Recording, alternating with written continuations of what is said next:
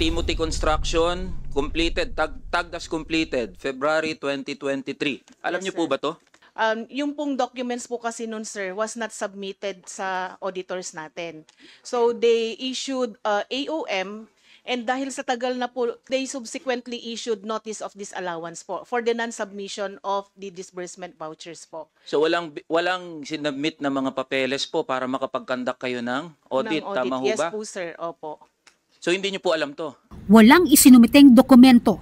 Ito ang depensa ng Commission on Audit pagkatapos tanungin ni Kamanggagawa Party List Representative Eli San Fernando ang ahensya kung bakit hindi na-audit ang mga maanumalyang flood control projects sa Bulacan.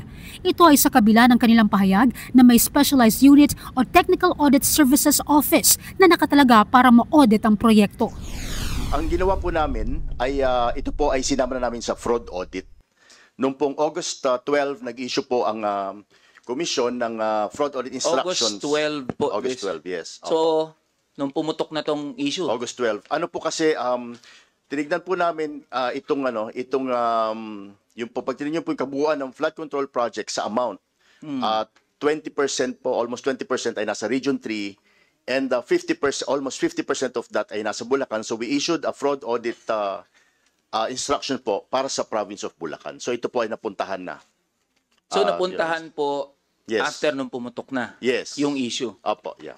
Umami naman kay ACT Teachers Party List Representative Antonio Tino ang ahensya na asawa ni COA Commissioner Mario Lipana ang isang kontraktor na may kaugnayan sa maanumalyang DPWH flood control projects. Bagay na ikinabahala ni Tino na ani ay conflict of interest sa loob ng ahensya na nagsasagawa ng fraud audit sa ilang mga flood control project. At nang hinanap ni Tino si Lipana para magpaliwanag, Naka-medical leave po siya. I think nasa Singapore po nagpapagamot po siya. Kailan po siya nag-medical leave? Actually, early part of August. And almost every month po ay nagme-medical leave siya sa latter part.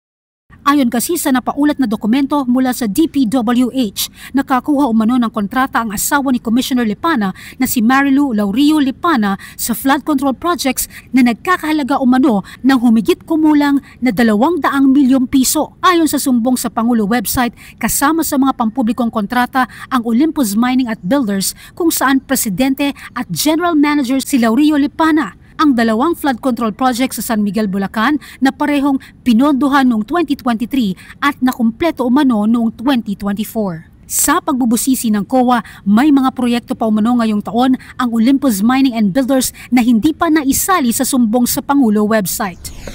Opo, itong binabanggit ko po, Your Honor, ay mga transactions po ng 2025. 2025. Opo. Okay. Sige po, pakibasa po muli. Kasi ibig sabihin wala yan dito sa sumbong sa Pangulo website. Opo. Okay, so meron pa Siguro po, Your palang Honor. iba pang kontrata. Ibinunyag naman ng COA na may mga na-flag na silang mga anomalya sa DPWH sa nakalipas na 10 taon noong mga nakaraang administrasyon.